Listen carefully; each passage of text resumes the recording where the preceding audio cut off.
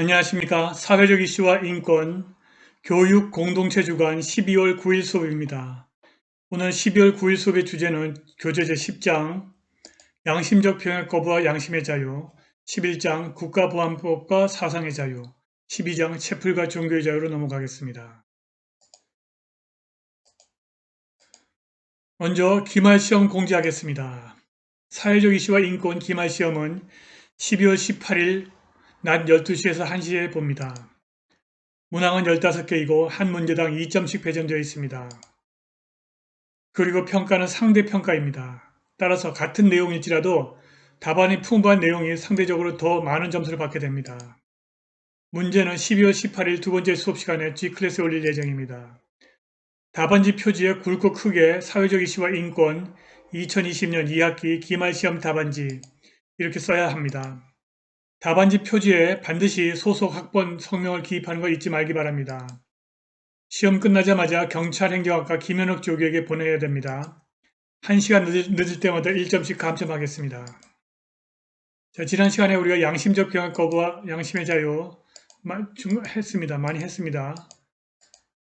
자, 오늘은 양심의 자유에 대한 제한의 정당화 교재 181쪽에 들어가겠습니다. 거기 좀 읽어보겠습니다. 자, 양심의 자유는 제한될 수 있습니다. 양심의 자유도 다른 모든 기본권처럼 다 제한될 수 있습니다. 하지만 그 제한이 무제한적으로 인정되는 것은 아닙니다. 기본권 제한과 관련된 헌법의 일반적인 원칙을 준수하는 한도에서만 양심의 자유에 대한 제한이 가능합니다. 기본권 제한과 관련된 헌법상 원칙인 비례성의 원칙을 양심적 병역 거부의 문제에 적용하여 이 문제를 해결해 보도록 하겠습니다. 우선 병역 거부의 금지 및 제재의 적합성의 원칙입니다. 첫 번째, 병역 거부를 전면적으로 금지하는 것이 어떤가 알아보겠습니다. 양심적 병역 거부 자체를 아예 인정하지 않음으로써 실현하는 공익의 목적이 무엇이냐?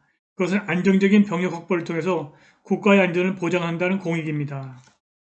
이러한 국가 안전 보장이라고 하는 공익은 분단된 한반도에서 특별히 중요한 의미가 있습니다. 그래서 이러한 공익은 양심적 병역 거부를 전면적으로 인정하지 않는 경우에만 완벽하게 보장될 수 있습니다. 양심적 병역 거부에 대한 전면적 금지만이 단 한 명의 양심적 병역 거부자에게조차 병역을 면제하거나 병역 의무를 대체하는 다른 의무를 부과해주지 않음으로써 병역 손실의 가능성을 원천적으로 차단할 수 있습니다.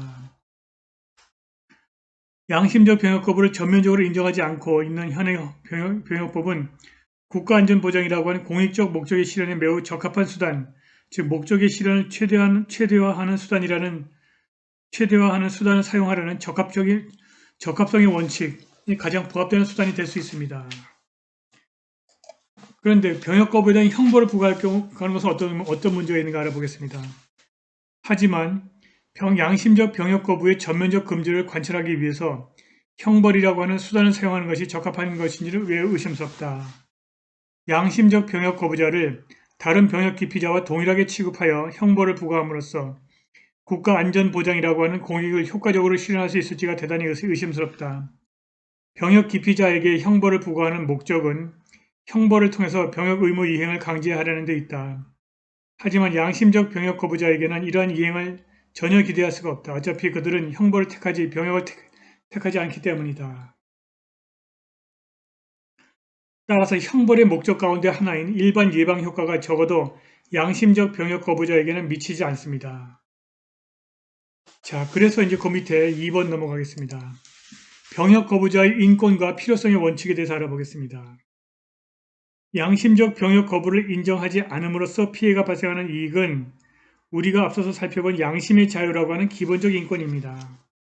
이러한 기본적 인권은 양심적 병역 거부를 전면적으로 인정하여 병역을 면제하거나 적어도 병역 의무를 대체하는 다른 의무를 부과해주는 경우에만 충분히 보장될 수 있다.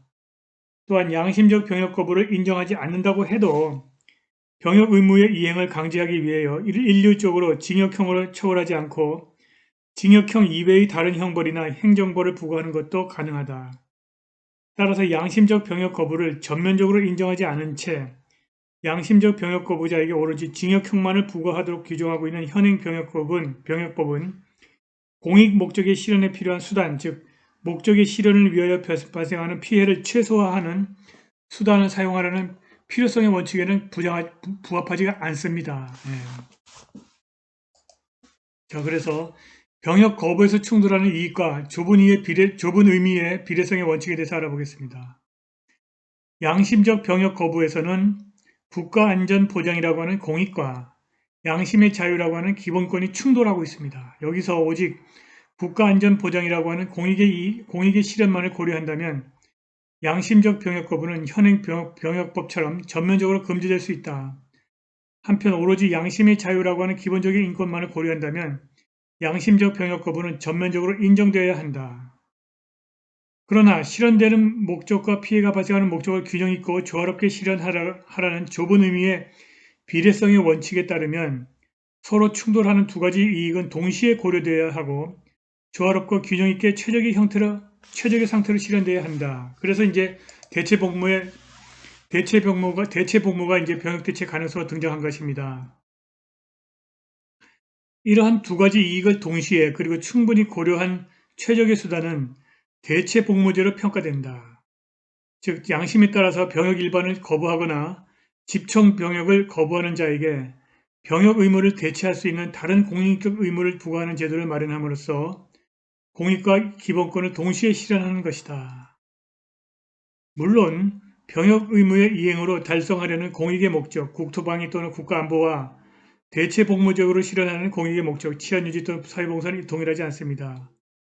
따라서 대체 복무제는 결국 국방력을 약화시켜 병역 의무의 이행으로 달성하려는 공익적 목적을 침해할 수도 있다는 측면에서 대체 복무에 반대하는 견해가 있습니다. 하지만 각종 국제대회에서 일정한 성적 이상을 올린 국가대표 운동선수들에게 병역을 면제시켜주는 제도도 병역 의무의 이행으로 달성하려는 공익 목적과 동일하지는 않지만 그에 상응하는 공익적 목적, 국익 또는 국위 선양을 실현하는 것으로 인정되고 있다.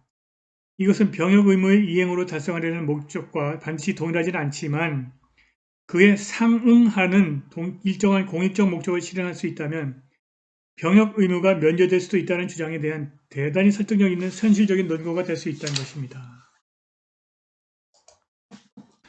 그런데 대체 복무의 악용 가능성이 있습니다. 우리가 좀 있으면 교재 연구 끝나면 알아보겠습니다.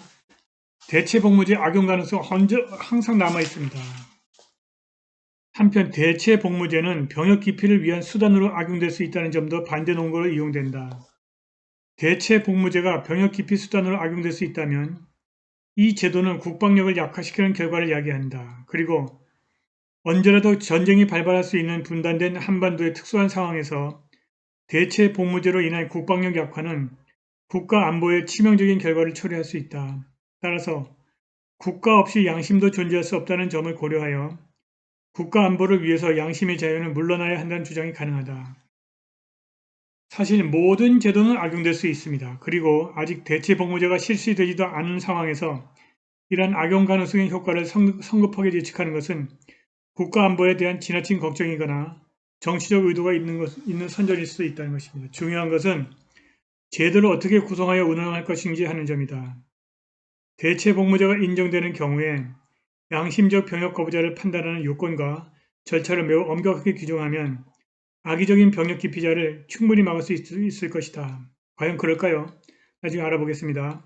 또한 대체 복무의 기간과 내용을 병역 의무와 동일한 정도 또는 더 강한 정도로 설정한다면 대체 복무제가 병역 기피의 수단으로 악용되는 것도 예방할 수 있을 것입니다. 자, 그럼 병역 거부자의 책임과 형벌에 대해서 알아보겠습니다. 양심적 병역 거부자를 다른 병역 기피자와 동일하게 취급하여 형벌을 부과하는 것도 충돌하는 법익의 균형이라는 관점에서 문제가 될 수 있다. 형벌은 법익 위반에 대한 책임의 정도에 비례해서 부과해야 되기 때문이다. 병역 기피나 병역 거부는 객관적으로 위법한 행위라는 점에서는 같지만 당사자에게 물을 수 있는 주관적인 책임의 정도는 다르다. 의도적으로 병역을 기피한 자와 어쩔 수 없이 병역을 거부한 자의 책임이 어떻게 동일할 수 있겠는가.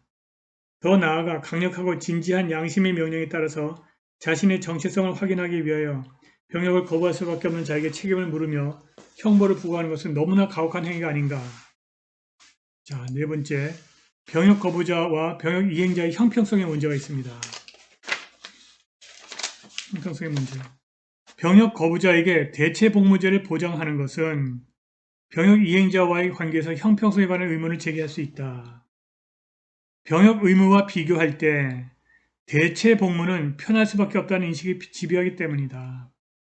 사실 대체 복무제에 대한 반대는 병역 이행자가 병역 거부자에 대해서 가지는 감정적 성격이 강하다. 나는 이렇게 고생하는데 저들은 뭐야? 라는 식의 불만과 반감이 대체 복무제에 대한 반대론의 정서적 기초를 이룬다. 하지만 앞서 언급한 것처럼 대체 복무가 병역의 의무와 동일한 내용으로 평가될 수 있을 만큼 그 기간을 연장한다면 병역 거부자와 병역 이행자의 형평성 문제는 해결될 수 있다. 여기서 중요한 것은 형평성을 근거로 대체 복무 기간을 병역 의무 기간보다 비합리적으로 강화함으로써 병역 거부자에 대한 보복과 응징이 가질 수 없다는 점이다. 자, 한번 보시겠습니다. 네, 마지막으로 결론과 대안 보시겠습니다. 결론적으로 양심적 병역 거부자에 대한 대체 복무제를 전혀 인정하지 않고 있는 현행 병역법은 좁은 의미의 비례성의 원칙에 위반된다고 볼 수 있다. 만약 대체 복무제로 인하여 병역 기피를 목적으로 하는 양심적 병역 거부자의 숫자가 급격하게 증가할 수 있다면 매년 인정되는 양심적 병역 거부 숫자를 제한함으로써 문제를 해결하는 방법도 생각해 볼 수 있다. 구체적으로 병역 거부자를 처벌하는 현행 제도 아래에서 발생하는 병역 거부자의 숫자나 비율을 고려하여 대체 복무가 가능한 인원의 상한제를 실시하는 방안이 가능하다. 한편 병역 거부권과 대체 복무제를 인정하는 경우에 독일과 같이 헌법에 규정하는 방법도 있고 대만처럼 법률로서 규정하는 방법도 가능하다. 헌법에 규정하는 방식은 요건과 절차가 까다롭다는 단점이 있는 반면에 입법자가 함부로 폐기할 수 없다는 장점이 있다. 반면에 법률에 규정하는 방식은 비교적 절차가 간단하지만 위헌 논란의 소지를 남긴다는 점에서 한계가 있다. 자, 그러면 판례 보시겠습니다. 양심적 병역 거부에 대한 헌법재판소는 어떤 견해를 갖고 있는지 견해를 좀 한 3개 정도 알아보겠습니다. 헌법재판소의 견해 2개와 대법원의 견해 1개를 다 읽어보겠습니다. 자, 양심적 병역 거부에 대한 재판소의 견해 첫 번째 견해입니다. 양심의 자유는 단지 국가에 대하여 가능하면 개인의 양심을 고려하고 보호할 것을 요구하는 권리일 뿐이다. 양심상의 이유로 법적인 의무의 이행을 거부하거나 법적인 의무를 대신하는 대체 의무의 제공을 요구할 수 있는 권리가 아니라는 것입니다. 따라서 양심의 자유로부터 대체 복무를 요구할 권리도 도출될 수가 없다는 것입니다. 우리 헌법은 병역의 의무와 관련하여 양심의 자유의 일방적인 우위를 인정하는 어떠한 규범적 표현도 하지 않고 있다. 양심상의 이유로 병역 의무의 이행을 거부할 수 있는 권리는 단지 헌법 스스로 이에 관하여 명문으로 규정하는 경우에 하나에만 인정될 수 있다. 이 사건 법률 조항을 통하여 달성하고자 하는 공익은 국가의 존립과 모든 자유의 전제 조건인 국가 안보라고 하는 대단히 중요한 공익으로서 이러한 중대한 법익이 문제되는 경우에는 개인의 자유를 최대한으로 보장하기 위하여 국가 안보를 저해할 수 있는 무리한 일법적 실험을 할 것을 요구할 수가 없다. 한국의 안보 상황, 징병의 형평성에 대한 사회적인 요구, 대체 복무제를 채택하는 데 수반될 수 있는 여러 가지 제약적 요소 등을 감안할 때 대체 복무제를 도입하더라도 국가 안보라고 하는 중대한 헌법적 법익에 손상이 없으리라고 단정할 수 없는 것이 현재의 상황이라고 할 것인 바, 대체 복무제를 도입하기 위해서는 남북한 사이의 평화 공존 관계가 정착되어야 하고 군 복무 여건의 개선 등을 통하여 병역 기피의 요인이 제거되어야 하며 나아가 우리 사회의 양심적 병역 거부자에 대한 이해와 관용이 자리 잡음으로써 그들에게 대체 복무를 허용하더라도 병역 의무의 이행에 있어서 부담이 평등히 실현되며 사회 통합이 저해되지 않는다는 사회 공동체 구성원의 공감대가 형성되어야 하는데 이러한 선행 조건들이 충족되지 않은 현 단계에서 대체 복무제를 도입하기는 어렵다고 본 입법자의 판단이 현저히 불합리하다거나 명백히 잘못되었다고 할 수 없다. 양심적 병역 거부에 대한 국가의 반대가 합헌이다 이런 얘기입니다. 두 번째, 입법자는 헌법 제19조의 양심의 자유에 의하여 공익이나 법질서를 저해하지 않는 범위 내에서 법적 의무를 대체하는 다른 가능성이나 법적 의무의 개별적인 면제와 같은 대안을 제시함으로써 양심상의 갈등을 완화해야 할 의무가 있으며 이러한 가능성을 제공할 수 없다면 적어도 의무 위반 시 가해지는 처벌이나 징계에 있어서 그의 경감이나 면제를 허용함으로써 양심의 자유를 보호할 수 있는 여지가 있는가를 살펴보아야 한다. 그러므로 입법자는 양심의 자유와 국가 안보라고 하는 법익의 갈등관계를 해소하고 양 법익을 공존시킬 수 있는 방안이 있는지, 국가 안보란 공익의 실현을 확보하면서도 병역 거부자의 양심을 보호할 수 있는 대안이 있는지, 우리 사회가 이제는 양심적 병역 거부자에 대하여 이해와 관용을 보일 정도로 성숙한 사회가 되어 있는지에 관하여 진지하게 검토하여야 할 것이며, 설사 대체 복무제를 도입하지 않기로 하더라도 법 적용 기관이 양심 우호적 법 적용을 통하여 양심을 보호하는 조치를 취할 수 있도록 하는 방향으로 입법을 보완할 것인지에 관해 숙고하여야 한다. 그 다음에 그 밑에 재판관 두 사람이 반대 의견입니다. 반대 의견 보시겠습니다. 양심적 병역 거부가 인류의 평화적 공존에 대한 간절한 희망과 결단을 기반으로 하고 있음을 부인할 수는 없으며 평화에 대한 이상은 인류가 오랫동안 추구하고 존중해온 것이다. 그런 의미에서 양심적 병역 거부자들이 병역 거부를 군 복무의 고역을 피하기 위한 것이나 국가 공동체에 대한 기본 의무를 이행하지 않으면서 무임승차식으로 보호만 바라는 것을 볼 수 없다. 그들은 공동체의 일원으로서 납세 등 각종 의무를 성실히 수행해야 함을 부정하지 않고 집총 병역 의무는 도저히 이행할 수 없으나 그 대신 다른 봉사 방법을 마련해달라고 간청하고 있다. 그럼에도 불구하고 병역 기피의 형사처벌로 인하여 이들이 감수하여야 하는 불이익은 심대하다. 특히 병역 거부에 대한 종교와 신념을 가족들이 공유하고 있는 많은 경우 부자가 대를 이었던 형제들이 차례로 처벌받게 되고 이에 따라 다른 가족 구성원들에게 더 큰 불행을 안겨준다. 우리 군의 전체 병역 수에 비추어 양심적인 병역 거부자들이 현역 집총 병역에 종사하는지 여부가 국방력에 미치는 영향은 전투력의 감소를 논할 정도라고 볼 수 없고 이들이 반세기 동안 형사처벌 및 유무형의 막대한 불이익을 겪으면서도 꾸준히 기병이나 집총을 거부해온 점에 의하면 형사처벌이 이들 또는 잠재적인 양심적 병역 거부자들의 의무 이행을 확보하기 위해서 필요한 수단이라고 보기 어렵다. 이것은 소수 의견입니다. 소수 의견. 좀 있으면 내가 여호와의 증인 이놈들이 얼마나 엉터리 종교이고 그들이 양심적 병역 거부를 어떻게 악용하는지 알아보겠습니다. 소수 의견 두 번째입니다. 188쪽입니다. 국방의 의무는 단지 병역법에 의하여 군복무에 임하는 등의 직접적인 집총 병력 형성 의무에 한정되는 것이 아니므로 양심적 병역 거부자들에게 현역 복무의 기간과 부담 등을 고려하여 이와 유사하거나 보다 높은 정도의 의무를 부과한다면 국방 의무의 이행의 형평성 회복이 가능하다. 또한 많은 나라의 경험에서 보듯이 엄격한 사전 심사 절차와 사후 관리를 통하여 진정한 양심적 병역 거부자와 그렇지 않은 자를 가려내는 것이 가능하며 현역 복무와 이를 대체하는 복무의 등가성을 확보하여 현역 복무를 회피할 요인을 제거한다면 병역 기피 문제도 효과적으로 해결할 수 있다. 그럼에도 불구하고 우리 병역제도와 이 사건 법률 조항을 살펴보면 입법자가 이러한 사정을 감안하여 양심적 병역 거부자들에 대하여 어떠한 최소한의 고려도 한 흔적을 찾아볼 수가 없다. 그래서 소수견해입니다. 다음에 두 번째 판례, 양심적 병역 거부자의 헌법재판소의 견해입니다. 이것이 2004년도의 헌법재판소고 지금 읽는 것은 2011년입니다. 점차 양심적 병역 거부에 대해서 전향적인 판례가 나오고 있습니다. 자, 두 번째 판례, 양심적 병역 거부에 대한 헌법재판소의 견해 두 번째. 이 사건 법률 조항은 국민의 의무인 국방의 의무의 이행을 관철하고 강제함으로써 징병제를 근간으로 하는 병역제도 하에서 병역자원의 확보와 병역부담의 형평을 기하고 궁극적으로 국가의 안전보장이라고 하는 헌법적인 법익을 실현하고자 하는 것으로서 그 입법 목적이 정당하고 입영을 기피하는 현역 입영 대상자에 대하여 형벌을 부과함으로써 현역 복무 의무의 이행을 강제하고 있으므로 이 같은 입법 목적을 달성하기 위한 적절한 수단이다.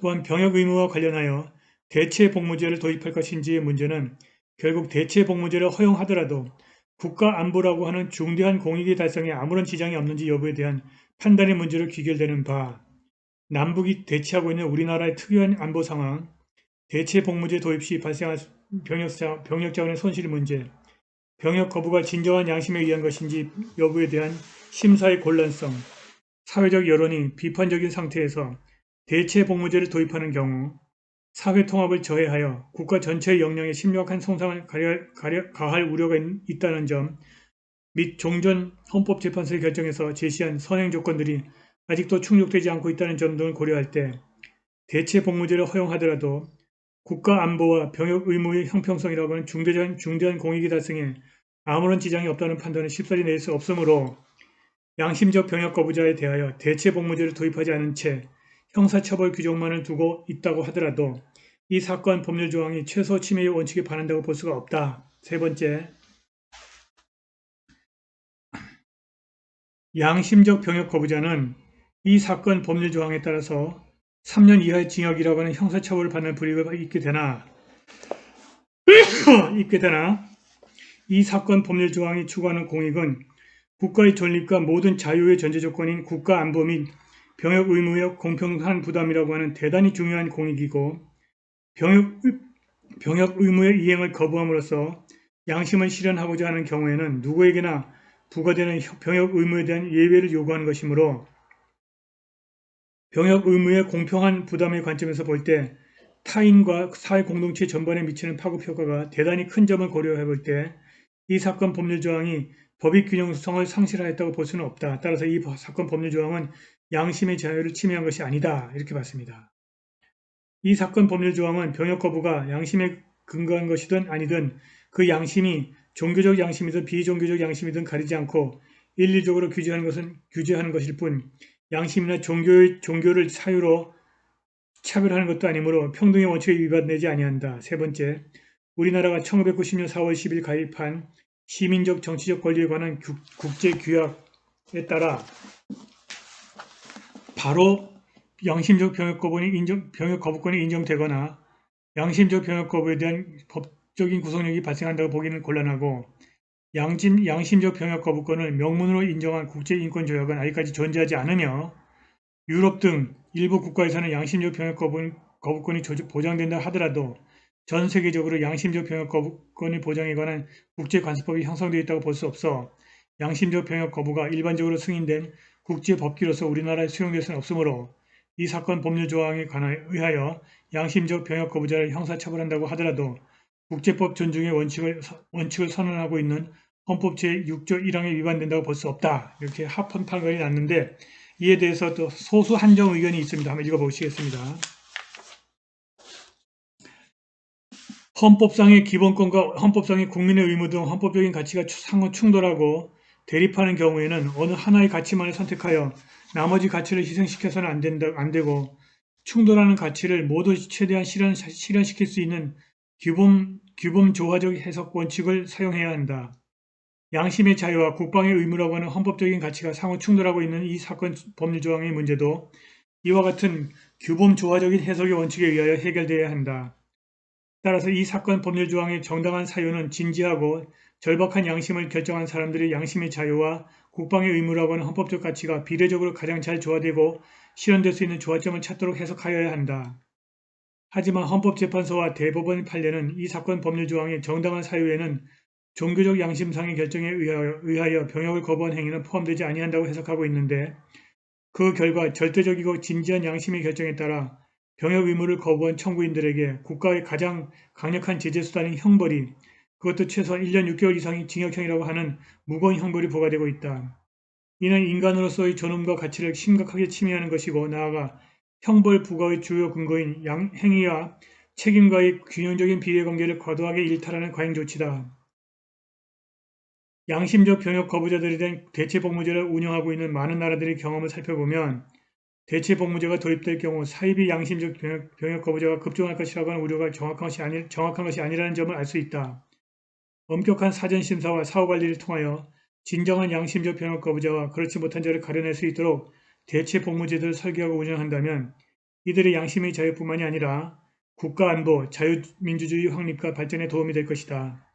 결국 이 사건 법률조항 본문 중 정당한 사유의 양심에 따른 병역 거부를 포함하지 않는 것을 해석하는 것은 헌법에 위반된다. 이것은 한정위원이지만 소수 의견입니다. 소수 의견. 그 다음에 양심적 병역 거부에 대한 대부분의 견해를 알아보시겠습니다.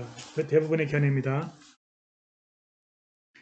병역법 제88조 제1항은 가장 기본적인 국민의 국방의 의무를 구체화하기 위하여 마련된 것이고 이와 같은 병역 의무가 제대로 이행되지 않아 국가의 안전보장이 이루어지지 않는다면 국민의 인간으로서의 전원과 가치도 보장될 수 없음은 불을 보듯이 명확한 일이므로 병역 의무는 궁극적으로는 국민 전체의 인간으로서의 전원과 가치를 보장하기 위한 것이라고 할 것이고 양심적 병역 거부자의 양심의 자유가 위와 같은 헌법적 법익보다 우월한 가치라고는 할 수 없으니 위와 같은 헌법적 법익을 위하여 헌법 제37조 2항에 따라 피고인의 양심의 자유를 제한한다 하더라도 이는 헌법상 허용된 정당한 제한이다. 이렇게 봤습니다. 두 번째, 병역 의무의 이행을 확보하기 위하여 현역 입영을 거부하는 자에 대하여 형벌을 부과할 것인지 대체 복무를 인정할 것인지의 여부에 관해서는 입법자에게 광범위한 입법 지량이 유보되어 있다고 봐야 하므로 병역법이 질병 또는 심신장애로 병역을 감당할 수 없는 자에 대하여 병역을 면제하는 규정을 두고 있고 일정한 자에 대해서는 공익근무요원, 전문연구요원, 산업기능요원 등으로 근무할 수 있는 병역 특례제도를 두고 있음에도 양심 및 종교의 자유를 이유로 현역 입영을 거부하는 자에 대해서는 현역 입영을 대체할 수 있는 특례를 두지 아니하고 형벌을 부과하는 규정만을 두고 있다고 하더라도 과잉금치 또는 비례의 원칙에 위반된다거나 종교에 의한 차별금치 원칙에 위반된다고 볼 수 없다. 이렇게 되어 있었는데 세 번째 마지막 보시겠습니다. 양심적 병역 거부자에게 그의 양심상의 결정에 반한 행위를 기대할 가능성이 있는지 여부를 판단하기 위해서는 행위 당시의 구체적인 상황 하에 행위자 자신에 대한 사회적 평균인을 두고 그 평균인의 관점에서 그 기대 가능성 유무를 판단하여야 할 것인 바 양심적 병역 거부자의 양심상의 결정이 적법 행위로 나아갈 동기의 형성을 강하게 압박하는 것이라고 보기는 어렵지만 그렇다 하여 그 적법 행위로 나아가는 것이 실제로 전혀 불가능하다고 볼 수 없는 것인 바 법규범은 개인으로 하여금 자신의 양심의 실현이 헌법에 합치하는 법률에 반하는 매우 드문 경우에는 뒤로 물러나야 한다는 것을 원칙으로 하기 때문이다. 자, 그렇다면 지금 관련된 양심적 병역 거부에 대해서 좀 알아보겠습니다. 자, 총게임 즐기면서 양심적 병역 거부, 여호와의 증인 유죄 확정. 이 기사 한번 읽어보시죠. 올해 9월 21일 기사입니다. 배틀그라운드와 같은 온라인 총게임을 즐기면서도 종교적 신념을 이유로 입대를 거부한 남성에 대해서 유죄가 확정됐다. 대법원 3부는 병역법 위반 혐의로 기소된 A씨의 상고심에서 징역 10개월에 집행유예 2년을 선고한 원심을 확정했다고 21일 밝혔다. 재판부는 원심 판결에 논리와 경험의 법칙에 반하여 자유심증주의 한계를 벗어나거나 병역법에서 정당한 사유에 관한 법리를 오해한 잘못이 없다면서 상고를 기각했다. 현역병 입영 대상이었던 A씨는 입영 통지서를 수령하고도 정당한 사유 없이 입영하지 않은 혐의로 재판에 넘겨졌다. 2012년 입영 대상자로 선정된 A씨는 여호와의 증인으로서, 이건 기독교의 종파라고 하는데 이건 기독교가 아닙니다. 여호와의 증인은. 종교적 신념에 따라 병역 의무를 수행할 수 없다고 주장했다. 지금 여호와의 증인들은 거의 군대를 안 갑니다. 실제로 그는 2006년 8월 침례를 받았다. 하지만 2009년부터 종교 활동을 하지 않은 것으로 나타났다. 앞서 A씨는 복학 예정과 자격시험 응시 등을 이후로 입영을 여러 차례 연기했다. 2018년 종교적 신념에 의한 병역 거부를 처벌해서는 안 된다는 헌법재판소 판단이 나오자마자 종교활동은 재개하고 종교적 신념을 이유로 입영 연기를 신청했다. 2018년에 양심적 병역 거부를 처벌해서 안 되는 헌법재판소 결정이 나왔습니다. 그 이후로 지금 이렇게 엉터리 양심적 병역 거부를 하고 있는 사람들이 많습니다. 그 대부분이 99.9%가 여호와의 증인입니다. 1심은 A씨가 종교적 신념이 없음에도 헌재의 결정에 따라 군 복무를 회피하려고 한 것으로 봤다. 1심은 각종 법질서를 위반한 A씨의 삶을 보면 종교를 따르고자 하는 양심이 진실한 것인지 의문이 든다고 지적했다. 그러면서 A씨는 병역법 위반 수사를 받으면서도 배틀그라운드, 오버워치 같은 폭력적인 내용의 게임을 계속하고 했다고 진술했다. A씨는 게임을 할 당시에는 양심이 민감하게 반응하지 않았다고 진술했다.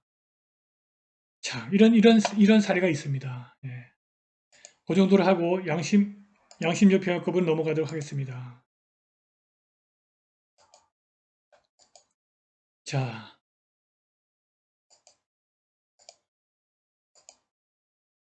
국가보안법과 사상의 자유로 넘어가겠습니다. 국가보안법과 사상의 자유. 근데 내가 누누이 말하지만 이 책의 저자는 뭔가 사상이 좀 올바르지가 않아요. 이 국가보안법이라고 하는 것은 사상의 자유를 침해하는 것이 아니라 북한의 침략과 북한의 대한민국 전복을 막기 위한 법안이지 사상의 자유를 막으려고 하는 법이 아닙니다. 그래서 이건 잘못된 비유입니다. 잘못된 비유. 하지만 교재가 그렇게 되어 있으니까 한번 보겠습니다. 자, 193쪽입니다. 193쪽. 193쪽입니다. 193쪽 좀 이 사람의 문제 제기를 한번 읽어보겠습니다. 대한민국의 영토가 한반도 전체라는 사실을 알고 있는가? 그건 맞습니다. 우리나라 헌법에 보면 대한민국의 영토는 한반도 전체와 그 부속 도서를 한다 이렇게 되어 있습니다. 그래서 대한민국의 영토가 한반도 전체라는 사실은 맞습니다. 당연하지. 그렇게 답할지도 모른다. 그럼 북한은 뭐냐? 유엔에 가입된 한 나라가 자기 땅도 없단 말이냐? 북한이 유엔에 가입된 나라이기 때문에 북한의 영토는 휴전서 2부가 북한의 영토입니다. 사실상. 그런데도 불구하고 우리나라 헌법은 대한민국의 영토를 한반도 전체와 그 부속 도서로 한다 이렇게 되어 있습니다. 남의 땅을 차지하고 뻔뻔하게 자기 땅이라고 주장하는 건가? 아니면 독도가 자기 땅이라고 주장하는 일본처럼 막무가내로 남한이 북한 땅을 자기 땅이라고 주장하고 있는 건가? 아직도 이름만 들어도 겁나는 법이 있다. 가슴이 답답해지고 생각이 정지된다. 이 사람은 국가보안법만 들어도 겁이 난다는 것입니다. 무엇보다도 북한에 대해서 말하고 생각할 때마다 뇌 속에 감춰져 있던 검열장치를 가동시키게 된다. 그래서 북한을 생각하면 짜증이 난다. 북한은 우리에게 무엇인가? 통일을 함께 이뤄가야 할 민족의 동반자인가? 남침을 꿈꾸는 우리의 주적인가?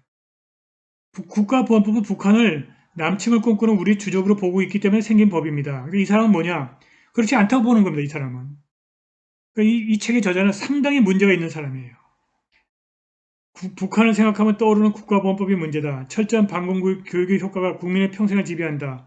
우리는 이렇게 배웠다. 북한은 악이다. 북한이 악입니다. 북한이 악이 아니라는 뜻입니까? 이 사람은 그러니까 이 책의 저자는 북한이 악이 아니라고 주장하고 있는 것입니다. 그러므로 국가보안법은 선이다. 그건 맞는 말입니다. 하지만 세상은 그처럼 선과 악으로 명확하게 구분되지 않는다. 북한도 선할 수 있고 국가보안법도 악할 수 있다. 과연 그렇습니까? 이 사람은 진짜 국가보안법을 잡아 넣어야 될 사람입니다. 이렇게 뒤에 넘어가겠습니다. 문제제기입니다. 문제제기.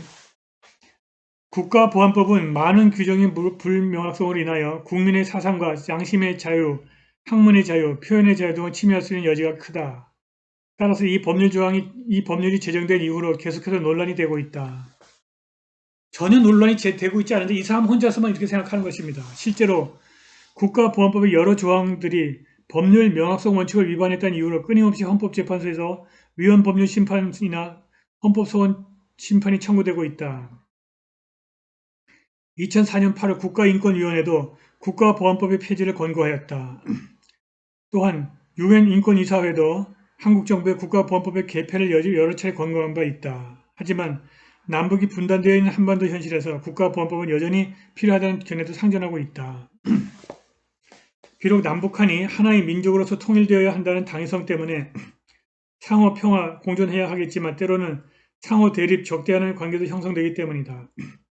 심지어 극단적인 견해들은 북한을 흡수하는 방식을 넘어서 정복하는 방식으로 통일되어야 한다는 대상으로 인식되기도 한다.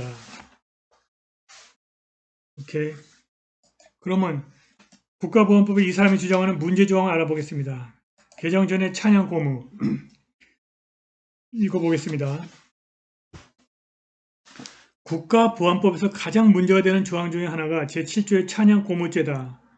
문제가 되었던 개정 전의 국가보안법의 제7조의 내용은 다음과 같다. 읽어보겠습니다.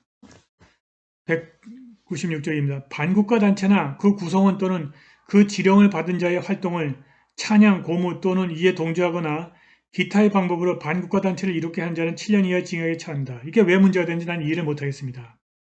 제1항 내지 제4항의 행위를 할 목적으로 문서, 도화, 기타의 표현물을 제작, 수입, 복사, 손지, 운반, 발포, 판매 또는 취득한 자는 그 각 항에 정한 형에 처한다. 이게 왜 문제가 되는지 나는 모르겠습니다. 이 조항에 대해서 헌법재판소는 합헌이나 위헌이라는 단순 결정이 아니라 변형 결정이 하나의 한정 합헌 결정을 내리고 있다. 읽어보겠습니다. 어떤 법률의 개념이 다의적이고 그 어휘의 테두리 안에서 여러 가지 해석이 가능할 때 헌법을 최고법규로 하는 통일적인 법질서의 형성을 위하여 헌법에 합치되는 해석, 즉 합헌적인 해석을 택하여야 하며 이에 의하여 위헌적인 결과가 될 해석은 배제하면서 합헌적이고 긍정적인 면을 살려야 한다는 것이 헌법의 일반 원리다. 국가보안법 제7조 제1항 및 제5항의 규정은 각 그 소정의 행위가 국가의 존립과 안전을 위태롭게 하거나 자유민주적 기본질서에 위해를 줄 명백한 위험이 있을 경우에만 축소 적용하는 것으로 해석한다면 헌법에 위반되지 아니한다. 국가보안법을 일정한 범위로 한정해서 그 의미를 이해하면 합헌이 될 수도 있다는 그런 논리입니다. 국가의 존립이나 안전을 위태롭게 할 만큼 그리고 자유민주적인 기본질서에 위해가 될 만큼 심각한 법익 침해가 있는 경우로 한정해서 처벌한다면 문제가 될 것이 없다는 뜻입니다. 이 결정에서 핵심적인 개념이 되고 있는 자유민주적인 기본질서에 대한 위해를 헌법재판소는 다음과 같이 정의했습니다. 자유민주적인 기본질서에 위해를 준다 함은 모든 폭력적인 지배와 자의적인 지배, 즉 반국가 단체의 1인 독재 내지 일당 독재를 배제하고 다수의 의사에 의한 국민의 자치, 자유, 평등의 원칙의 기본 원칙에 의한 법치주의적인 통치 질서의 유지를 어렵게 만드는 것으로서 구체적으로는 기본적인 인권의 존중, 권력 분립, 의회제도, 복수정당 제도, 선거제도, 사유재산과 시장경제를 골간으로 한 경제질서 및 사법권의 독립 등 우리의 내부 체제를 파기 변형시키려는 것이다. 한편 헌법재판소는 국가보안법에 관한 다른 결정에서 한정 합헌 결정을 정당화하기 위해서 학설에서 일반적으로 인정되고 있는 헌법 합치적인 법률 해석의 법리를 동원하고 있습니다. 합헌 해석 또는 합헌 한정 해석이라 함은 법률의 규정을 넓게 해석하면 위헌의 의심이 생길 경우에 이를 좁게 한정하여 해석하는 것이 당해 규정의 입법 목적에 부합하며 합리적 해석이 되고 그와 같이 해석하여야 비로소 헌법에 합치하게 될 때 행하는 헌법재판의 한 가지 형태인 바 이것은 헌법재판소가 위헌심사권을 행사할 때 해석 여하에 따라서는 위헌이 될 부분을 포함하고 있는 광범위한 규정의 의미를 한정하여 위헌이 될 가능성을 제거하는 해석 기술이기도 하다. 이와 같은 합헌 해석은 헌법을 최고 법규로 하는 통일적인 법질서의 형성을 위하여서 필요할 뿐만이 아니라 입법부가 제정한 법률을 위헌이라고 하여 전면 폐기하기보다는 그 효력을 되도록 유지하는 것이 권력 분립의 정신에 합치하고 민주주의적인 입법 기능을 최대한 존중하는 것이어서 헌법재판의 당연한 요청이기도 하다. 누누이 말씀드리지만 국가보안법은 대한민국을 위해하고 북한을 위해서 대한민국을 해칠 생각이 없는 사람이라면 전혀 문제가 될 것이 없는 법이 바로 이 국가보안법입니다. 조금이라도 대한민국에 어떤 위해를 가하고 대한민국의 자유주의 시장경제를 해치려고 하는 의도가 있는 사람들에게만 문제가 되는 것이 바로 국가보안법입니다. 여러분들 그걸 명심하시기 바랍니다. 자, 그럼 개정 후에 찬양 고무죄 어떻게 되는지 알아보시겠습니다. 국가보안법이 헌법재판소로부터 한정 합헌 결정을 받은 후 1991년 5월 31일 이 법률은 헌법재판소의 결정 취지를 살려서 다음과 같은 내용으로 개정되었습니다. 국가의 존립과 안전이나 자유민주적 기본 질서를 위태롭게 한다는 사정을 알면서도 그 가능성을 알면서도 반국가 단체나 그 구성원 또는 지령을 받은 자의 활동을 찬양, 고무, 선전 또는 이에 동조하거나 국가 별난을 선동하는 자는 7년 이하 징역에 처한다. 이렇게 바뀌었다는 것입니다. 여기서 바뀐 건 뭐냐면 정 하나가 들어가서 정 하나. 그러니까 그 이전에는 자기가 하는 짓거리가 국가의 존립이나 안전이나 존립과 안전, 자유민주적 기본질서를 위태한다는 사실 것을 모르고 그냥 반국가 자치나 구성원 또는 지령을 받은 자와 활동을 찬양, 고무, 선전했을 경우에는 그럴 때도 처벌했는데 지금은 그러한 사정을 알면서도 그런 짓을 한 놈들은 처벌하라 이렇게 바뀌었다는 것입니다. 그러면 이게 말이 안 되는 것이 자기가 무슨 김일성의 초상화 아니면 북한의 선전물 이런 걸 갖다가 퍼나르고 하는 게 그것이 국가의 존립이나 안전을 해친다고 그것은 모를 수가 있겠습니까? 이건 다 말장난입니다. 말장난. 고밑에 문단입니다. 이러한 개정 법률에 대해서 헌법재판소는 앞에서 살펴본 판례의 취지를 고려하여 다음과 같이 합헌이라고 결정하였다.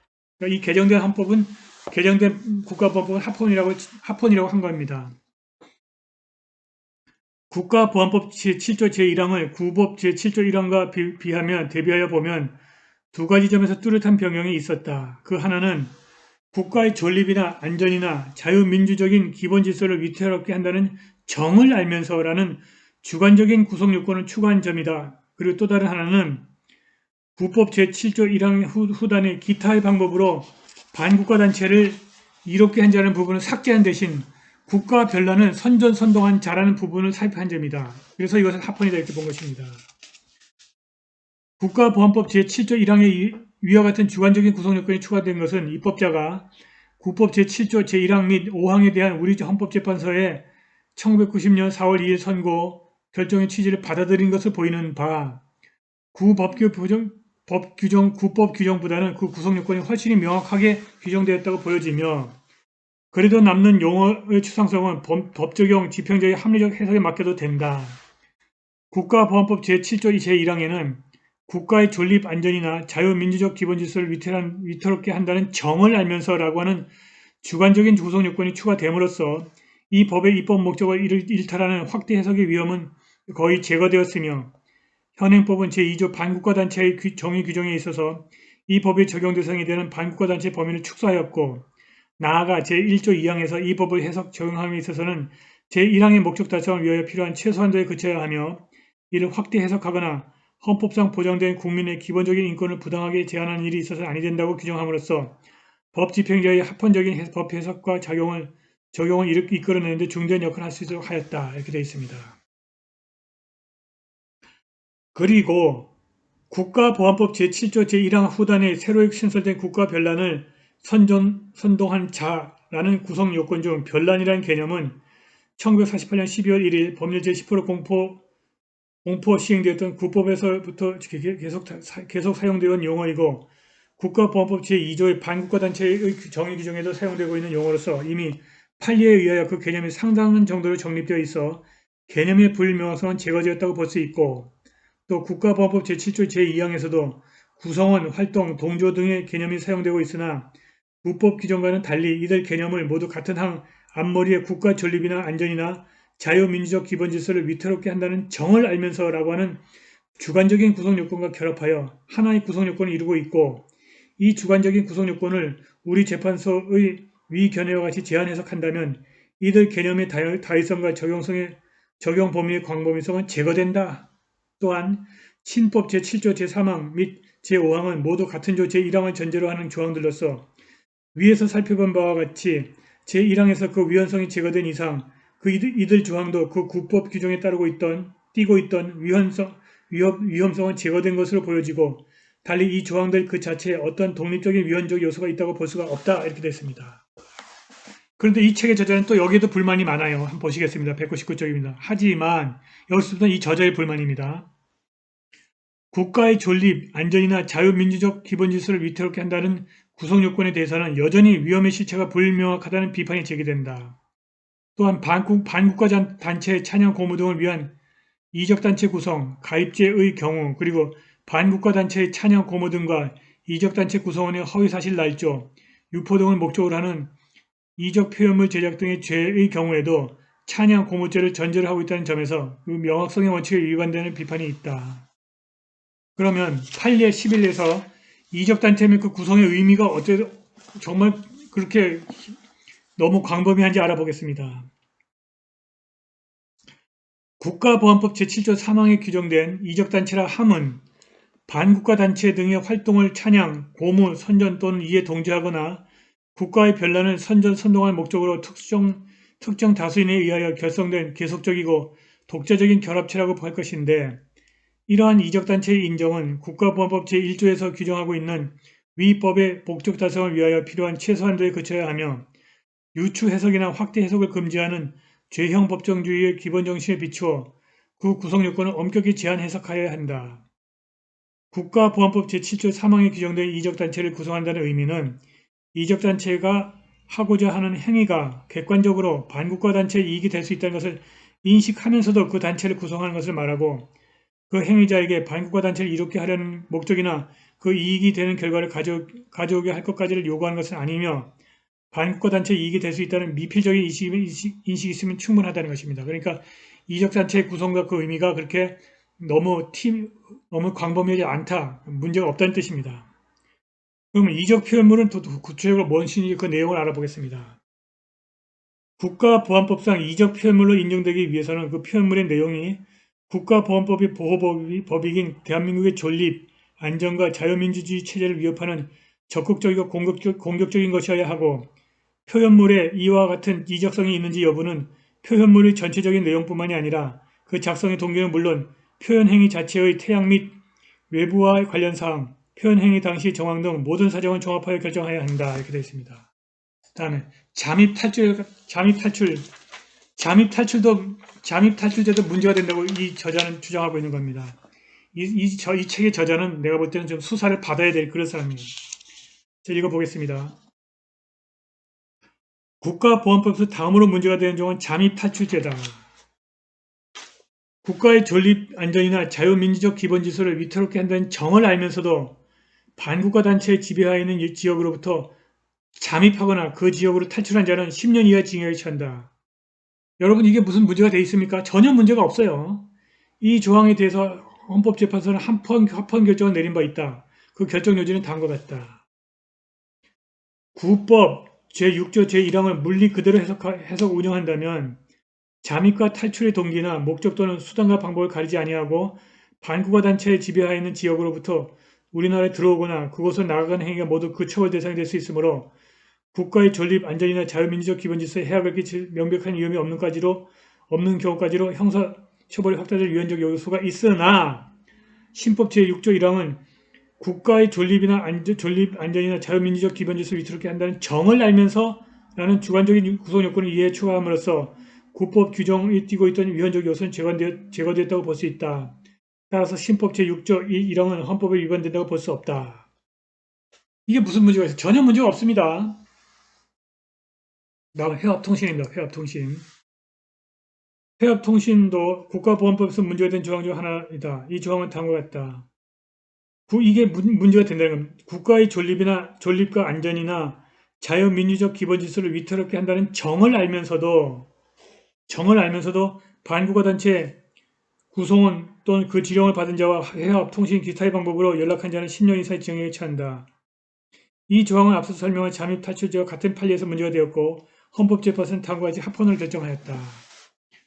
국법 제8조 제1항의 구성요건 가운데 이익이 된다는 정을 알면서도 하는 부분은 지나치게 포괄적이고 그 적용 범위가 광범하여 이 조항을 물리대로 해석 적용하면 국가의 존립 안전이나 자유민주적 기본질서 또는 국민의 생존 및 자유에 아무런 해악을 끼칠 우려가 없는 사항에 관한 회합통신 등마저 처벌 대상이 될 우려가 있어 위헌적 소지가 있었으나, 신법 제8조 제1항은 이익이 된다는 정을 알면서라는 부분을 삭제하고 그 대신 국가의 존립, 안전이나 자유민주적 기본질서를 위태롭게 한다는 정을 알면서라고 하는 주관적인 구성 요건을 추가함으로써 국법 규정의 위헌적인 요소를 제거하였다. 따라서 국가보안법 제8조 제1항은 헌법에 위반된다고 볼 수 없다. 이렇게 판결되었습니다. 앞서 살펴본 찬양, 고무 및 잠입 탈출과 마찬가지로 부과된 문구로 인해서 위헌적인 요소가 모두 제거되었기 때문에 합헌이라고 하는 취지입니다. 오케이. 이번 시간 수업은 여기까지 하도록 하겠습니다.